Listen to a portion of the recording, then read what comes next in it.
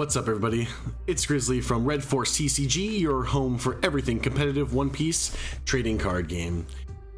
Today, I have a complete meta guide for OP-06 for you. I hope you guys have been enjoying OP-06 so far. Hopefully you guys did well at your pre-releases. Hopefully things were pulled that you enjoyed. And we just wanted to put out a video to kind of, as a starting point. Whether you've been playing a little bit or a lot so far in OP-06, hopefully there's something for everybody to learn from. And this is sort of will be a primer or an introduction to the format, so you guys can know what cards to get, what do you want to build, and have good starting points so that you can just jump right into it at your locals, etc. So yeah, let's get into it. But first, we want to thank our sponsors. Shout out to Dueling Guard. Guys, if you need deck boxes, playmats, other TCG accessories, check out Dueling Guard. Extremely high quality, very beautiful products, just simply the best on the market, and we're very thankful to have them as a sponsor. So guys, if you want to support us, or if you just want some cool stuff, feel free to check out Dueling Guard and use Red Force for a discounted checkout. So thank you, Dueling Guard. Okay, before we get into it, I need to make a disclaimer. This video was originally supposed to be multiple different videos. It was originally supposed to be a series called Road to OP-06. I got busy and I wasn't able to do everything that I wanted to. So I decided to put it all in a master video because I could do one video, that was doable. And I simply just didn't want to put out a bunch of what I felt would have been mediocre content. And that is my whole thing behind this YouTube channel. If I don't feel like it's not good content that will educate people or help people, then I don't want to put it out. So this is me trying to retool and get the content and the knowledge out there to as many people as possible, so you guys can have just hit the ground running, right? I never want to put out something that I feel like is bad or is not of the highest caliber in terms of information and content when it comes to playing One Piece competitively. That's what we're passionate about here at Red Force TCG, and let's get into it. So OP-06 we're heading into a new meta, and here we have, this is the tier list that kind of myself and the team feel it will be indicative of what you're going to see at your events, early. So I guess we'll just get into it and we'll talk about it a little bit. So the S tier are going to be the decks that you want to highly consider. Sokka is still the best deck in our opinion. That much hasn't changed about that. Big surprise, right? It's still just the most explosive kind of board control sort of thing that we've all come to know and love, right? And it just does that better now. It has more access to different tools, and it has more access to the tools it had previously, thanks to getting another searcher. And overall, it's just a little bit more consistent, and it's still just in a very good spot. So much so that they decided to ban it, right? So Sakazuki still is at the top, but we did get a new contender in Gecko Moria, and I think we feel like Gecko Moria is the second best deck. It kind of does a similar thing to what Sokka's doing, but a little bit differently. It's sort of it's slanted more aggressively, and we feel has a higher floor than Sakazuki. So Sakazuki is a little bit, you can still brick, still kind of a combo deck where you need to see Rebecca Hinaluchi and do your thing, right? Moria doesn't have that problem. He, as a baseline, on average, what he's doing will be slightly easier to obtain and slightly better. But Sokka has the explosiveness and has the combo potential, which when he gets there is better than what Moria is doing. But overall, Moria is a very good deck. It just has a lot of access to a lot of good tools. Perona is very good. The Hogback getting back ACOS Moria, we're going to talk about a lot because it's ACOS Moria is probably the most important card in the format. And Absalom is also very important for controlling your opponent's board. So overall, very good addition. If you like Sakazuki, try Moria, and definitely watch out for him. Next is Katakuri. Kind of like Forever Third, right? But like Katakuri is, in our opinion, the premier yellow deck of the format. It just got more tools, you know, and it's just it's the card quality got higher, and it feels like this is happening with Kat every set, where the card quality is getting higher and higher and higher. And he also caught a ban with the banning of Reject in Japan.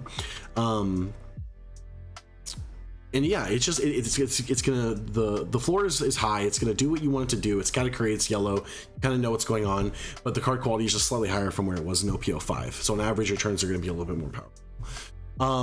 Moving on to the A tier, these are decks that we still feel are good, but are, you know, maybe slightly less good, or, you know, just slightly less consistent, that kind of thing. And by the way, S tier is ordered, A tier not really so much.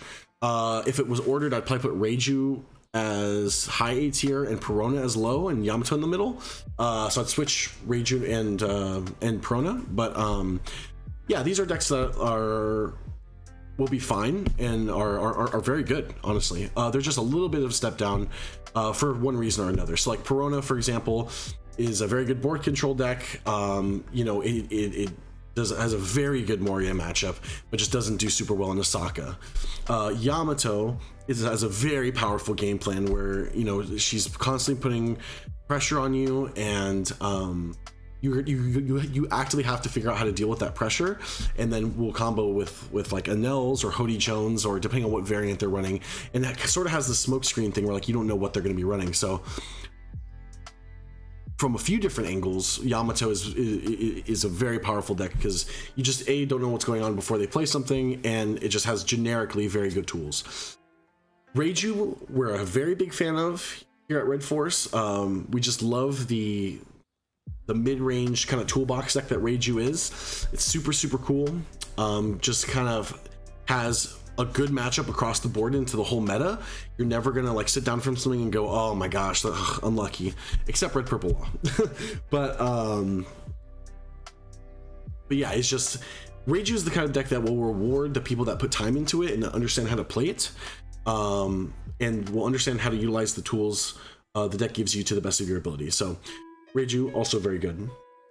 Now in the top 6 decks, there's actually no red, which I thought was crazy.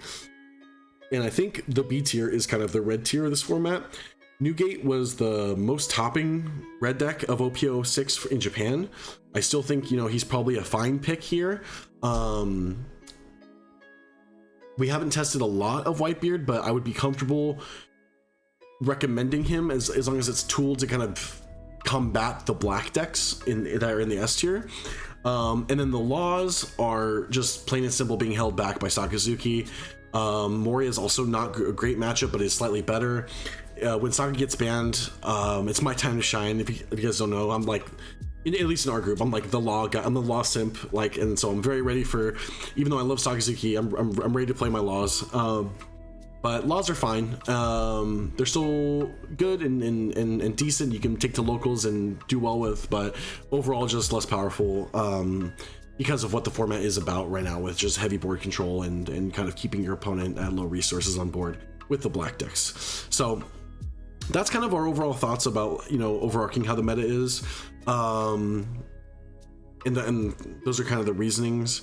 But yeah, we can move on to the next slide, which should be the matchup. Or no. Okay, no, we're gonna go into the deck list. So guys, these are going to be all, I have a deck list for each one of the first 6 leaders as just starting points to kind of get you guys get you guys to hit the ground running, and just as a starting point to make sure that your lists are at least pretty good, you know, or what I would feel comfortable recommending to somebody who wants to do well. So first up, we have Sakazuki. Sakazuki got more tools and got better access to them because of the Tashigi that was printed. And if you guys don't know, Tashigi is just like a Nami, but just a top 5 searcher, but for Navy. Particularly powerful because Tashigi can find Brand New, which is another Navy searcher, and Brand New can also find Tashigi. So you have high access to a lot of the Navy cards in the deck, and that makes the deck a decent amount more consistent. Although your most powerful cards like Rob Lucci and Rebecca are not Navy, your Navy pieces are very important to kind of grease the wheels and keep things held together. We got access to Murakumo, I think it's called. It's the 2-cost event that's sort of like Lucci, the bottom decks. We're only playing a single copy here, but you could definitely play 2 of it, and I think that would be good. I think I might go up to 2 of it. I'm still kind of debating, but just the fact that we have more removal, that bottom decks is very strong into yellow, the mirror, and into Gecko Moria, because we can combo this with our 8-cost Moria on 10 Dawn to really turn the tide against like Gecko Moria leader, because their Gecko Morias will be nowhere near as good as our Gecko Moria plus Murakumo. That's one use of it. And just in general, more access to removal, and if nothing else, it's a 5th Hound's Blaze. You can think of it like that. Shout out to Barry. We did come down to Hina as opposed to OP-05, but we're playing 2 of the start deck Helmeppos, which are just mini Hinas, and the reason being is because it's a 2-cost that Moria can find, so you can combo it with your leader and Lucci when playing Moria to kill what is it? 3, 4, like a 4-cost and a 1-cost, or some combination of that. It deals with a lot of boards, and you can combo that if you're on 9 Dawn. Like if you choose not to play Moria, because you want to answer their Moria, you can mix in an Ice Age or a Great Eruption, or so on and so forth. Helmeppo is just more copies of Hina. You can kind of think of it like that. And of course we have Rebecca and Borsellino, standard blockers. We actually in OP-06 you replace Tashigi with Virgo. We came down a copy of Borsellino, the 7-drop, simply because we have 8-cost Moria now. We want to, need to make room, but Borsellino is still a great mid-range unit. And the events largely remain unchanged. You have Ice Age, you have Great Eruption, you have the Hound's Blaze, as well as as we talked about, the Murakumo. And the biggest thing is this new Moria that we got. It just gives Sakazuki, who didn't have a really good top end other than Kaido, actually good top end that synergizes with the rest of the deck and just pushes the deck that much over. And it's just is a very good piece to play in the late game to get this 9k body that's hard to deal with. That pushes your game plan forward. Like I said, you can get Lucci off of it, you can get Borsellino if you need to be more defensive. Whatever you need to do, this Moria can likely do it for you. So very, very powerful piece of top end. Give us like a little bit more power. So that's the updated Sakazuki list. Next, we're going to talk about Gecko Moria. Gecko's deck, like I said earlier, is sort of a board control deck that slants more aggressive. It's sort of a inverse Dofi, but in a toolbox way, because we're going to use we're going to field the graveyard and use it to play guys out of on subsequent turns. So the goal of the deck is you're trying to fuel the graveyard early to get either Absalom, Dr. Hogback, or Perona, ideally Perona or Absalom, and play characters while you're attacking to keep up tempo, to keep your opponent kind of on the back foot. And then we kind of end with a similar top end to Sakazuki, where we're going to end with Morias and get as much removal as Sakazuki does, so we get to play like extra cards like Kuzan, additional copies of Ice Age, and we get to play like a little more defensive with like the Sabos.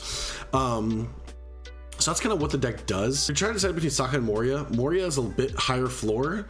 It is still pretty, it's going to feel a little bit, if you've never played Moria, it's going to feel a little difficult at the beginning, but overall it's less taxing on you to play, which is a plus in a competitive environment. And the power level is still very much there.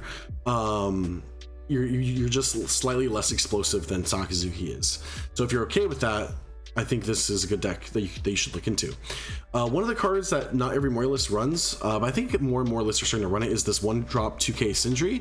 It's just 1-drop mill 5. So you're filling your graveyard, you're to try to get these Thriller Bark units as well as the mill 2 off your leader. When you swing with it, you're gonna have options, and it's just to make the deck a little bit more consistent, as well as being a 2k. Perona is also a 2k, so you kind of get to run a lot of amazing 2ks here. Even Suru can combo with Moria in the late game, so you can like play Suru, play Moria on 9. If you don't have like a Great Eruption, get back Lucci and Helmeppo and kind of do your thing, or you can get back to Suru with the Moria as kind of a replacement for the Helmeppo if you don't have it. So yeah, that's kind of the deck. Very solid deck. I actually really like this deck a lot. I know a lot of guys on our team really enjoy this deck and are looking forward to playing it and bringing it to some events. So yeah, this is kind of where we landed on Moria. Next we have Cat. Cat feels like he changed the least, but like I said kind of in the intro, he just kind of got better. his cards got better. So we still have like mainstays like Pudding, Parasparrow, Sanji, 10 Mom and 7 Mom, that kind of thing. But we also have, now we have Akiki Nojo, we have Gadatsu still from OP-05, and so we're just trying to look to play this mid-range game plan where we're just trying to play the best thing we can for the Dawn that we have, leading up to 10 Mom, where we either play 1 or 2 10 Moms and win the game that way, or we're building a board very aggressively with our mid-range guys like Pero, Sanji, Akiki Nojo, and we're trying to finish them with like a reject or an Amaru, some combination. Akiki Nojo is so broken, guys. So broken. Such a good unit for yellow. Sakazuki in particular doesn't care because you can bond deck it, but if a deck actually has to kill Okiku, it is so backbreaking for them to be able to heal off this unit dying. And then when they get it out as a trigger, just being a 6k body is also incredible. So this deck got a decent amount better, and it's just doing what it was doing before, just more powerful. So if you guys were a fan of Katakuri in the past, this is, I think, the best Katakuri has ever been. So look forward to playing some Katakuri because it is very, very, very, very, very good. Okay, so next up is Reiju. This is a deck that I'm personally really excited about. It's such a cool mid-range toolbox deck that just has a lot of different effects and is very rewarding to play if you know what you need when you need it. And kind of knowing what you need in advance to set up for that. So if you like that gameplay, this is a deck I would heavily look at. We're gonna be like on like a mid-range plan where we're gonna like trying to build a board and trying to out advantage our opponents, and then we kind of have this combo finisher with Judge at the end where we just make a huge board in one turn and say, if you can't deal with this because of the pressure I've been able to put on you early in the game, you're just gonna die. So this deck is super, super cool. It involves playing the little blue, pink, green, and red early to get some tempo, comboing it with their big counterparts, playing units earlier than you should be able to, as well as Reiju's drawing you additional cards, and the stage and Germa 66 allowing you so much access to the Germas in your deck. Just give the deck a high level of consistency, and it's just extremely rewarding to play. Just knowing the game plan, knowing the matchups is very important with this deck. But if you want a deck that's very even on its matchup spread and doesn't auto lose to anything, this is a really, really, really good choice. Next we have Perona. Perona is another flavor of a board control deck similar to like Sakazuki or Moria, but like just does it in a different way. We're like, because of the green, we're gonna be like tapping a lot of stuff and killing it that way, so a little bit less powerful, but you get access to different tools. Like you get 10 cost Dofi, you get Rosinante to protect your board in green, you get Ryuma, which is a very powerful unit, as well as X-Drake, which is another, basically a different copy of Ryuma, or I should say Ryuma is a different copy of X-Drake. And you're just able to deal with a lot of different situations. Perona is really cool because she has a very, very, very good matchup into Moria. So if you're expecting a lot of Moria, you can almost counter pick it with Perona. It just doesn't do as well into like some things like Sakazuki and things like that. But overall, a fine mid-range deck that, you know, you're going to get a lot of value, a lot of one-for-ones, you know, like we've talked about, and then you also get to play like the big end game with Moria, and you know you're going to be getting back like either like a Ryuma, a Borsalino, a Kuzan is up for next turn, something along those lines, and you know you get additional value by bringing back like a blocker Rosinante, or you know brand new to filter out and find different cards. Dofi as a top end will also just win you games by himself. Overall, Perona is in a divisive spot because the spread works, but is a fun choice, and I know there's gonna be people championing this leader, so yeah, if that sounds fun to you, if you kind of want to take a different angle to the format, you can go ahead and try Perona. And then lastly we have Yamato. Yamato can be built in a lot of different ways, and very popularly there's the Fortress list, which is like the mono green list, but since it does so poorly into black, I can't really recommend it. So this is like as far as like a balanced list goes, what I would be able to recommend. There's so much customization in this leader, though. Your results may vary, and you could very well may find out success with other things. But just the very aggressive game plan of just, I'm gonna double attack your life, or you know, I'm gonna play an Holy or an Okiku Nojo, and then I'm gonna follow it up with like a Nell or Hody Jones, is just very, very, very strong, and would just kill you very quickly. And so you have to have like game plans in your deck for Yamato specifically, or else you're gonna find yourself not in a great spot. So if you want to just absolutely force your opponent to react to you and put a lot of pressure on them in a few different ways, this is a great leader to do that with. And then we also just get to abuse the Mario reject thing, which is a very good thing for your deck to have, and as well as just, you know, it's a yellow leader, like you're gonna have your opportunities to do the yellow thing, right? So yeah, this is a really cool deck. I think Yamato is the one I would least recommend, maybe Perona, but if you're excited about this leader, go ahead and give this list a try. It's just kind of like a mid-rangey sort of list. But okay, so moving on to the last part of the video. This is a matchup chart that Team Seafood King made. If you don't know them, they're a team based out of Asia. They're just very, very, very good players, and this was kind of their idea about how the format goes, and largely we have found this to be true. And the first thing I want to talk about is a Nell, and the reason why a Nell's not on our list is because of this matchup spread. And if you look at it here, bad matchup into Saka, bad matchup into Moria, and bad matchup into Cat. Like, those are the top 3 decks. It's just, I can't recommend it based off that alone. So if you guys are Nell players, you know, look forward to next set or EBO1. But for this, unfortunately, we just can't make it happen. But looking at this, like, obviously Sakazuki has a pretty decent matchup spread, and like we've talked about on Moria's spread, the Perona matchup is kind of divisive. Cat is, you know, pretty even across the board. It's very good. Reiju has a very even matchup spread as well, doing a little bit poorly into Yamato just because of the pressure, which we have found largely to be true. I think that is the hardest matchup of these. So yeah, like, this is how you should expect, you know, it to kind of play out in broad strokes. So if you're trying to look for a deck and you've kind of been watching the video, take a look at this, figure out what you're okay with losing or what's least represented in your locals, and then you can kind of figure out what you want to play from there. But yeah, shout out to Team Seafood King. This was a great matchup chart that they made, and it's largely very true, we think. So okay, conclusions. So in general, I'm very excited to play OP-05. I think there's a lot of cool decks. Sakazuki being at its best is just really awesome, is very powerful, can't wait to play with it. Moria is a very cool, different take on that style. Cat is the best it's ever been. Reiju is an incredibly fun leader, incredibly rewarding as well. And then you have Perona, which is doing, you know, a similar thing, but in a different way. So, and Yamato is obviously a very fun leader as well, just putting that much pressure on your opponent. So guys, be excited about this format. Go out and have some fun. We're gonna have plenty of more competitive content coming out, and I'm recording this late, so hopefully everything came across though. Thank you guys so much for watching, and please stay tuned and do all the YouTube things. We really appreciate you guys watching. Thanks so much.